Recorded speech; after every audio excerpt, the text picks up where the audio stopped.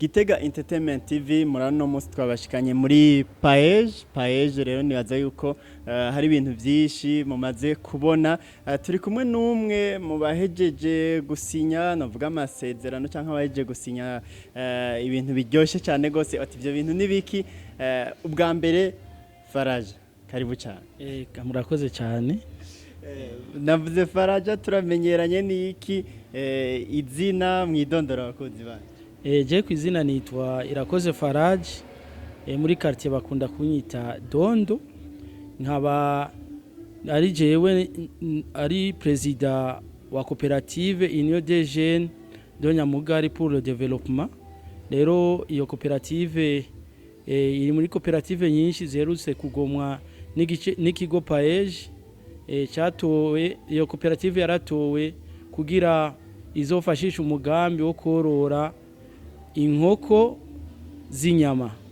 rero duhejeje gusinyirana amasezerano n'ikigo Paeje kugira bazodufashe badufate mu mugongo nk'ugwaruka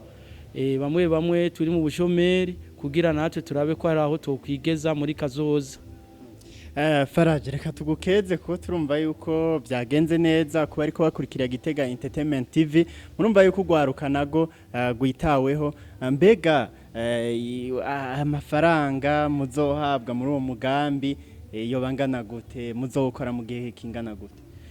mu ncamake uko mugambi utunganije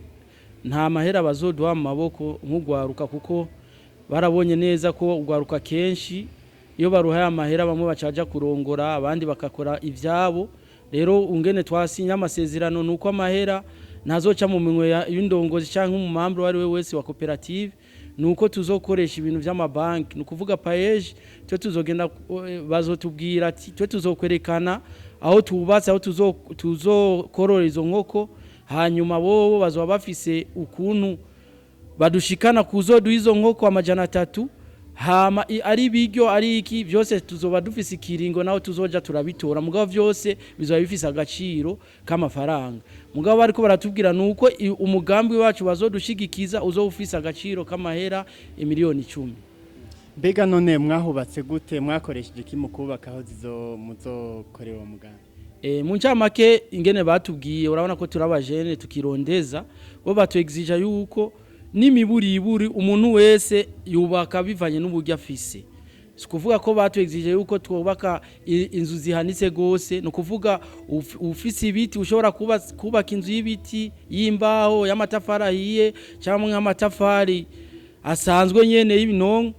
rero twebwe tubatse inzu y'amatafari ahiye kubera turabanyamuji mugabo sikuvuga ko twihambaza gose nuko twaronse umuntu adufasha yarasanzwe yorora inkoko bikaba byaranse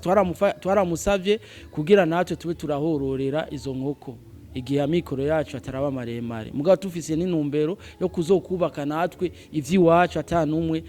azoba yaradufashije bivanye n'uwo mugambi nyene ingene uzobutunganije.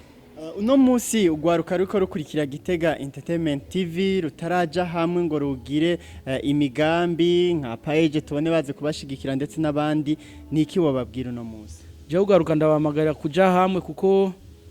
yugiye hamwe ubu ntibagifasha umuntu umwe ahubwo iyo abantu bagiye hamwe bagira inguvu nyinshi kuko mfise ukuboko kumwe sishobora gukora igikorwa kinini muga turi babiri canke batatu urumva aho tushobora gukora aho bari hanini na cyane naco gituma rero na nyakubahwa mukuru wacu w'igihugu avuga ati turi kumwe twese birashoboka no kuvuga umwe azanye uwundi ndakazana uwundi umugambi ugiye hamwe kumbure n'abadufasha borohera kudufasha kubera tuzoba turi hamwe kandi dutera imbere turi benshi.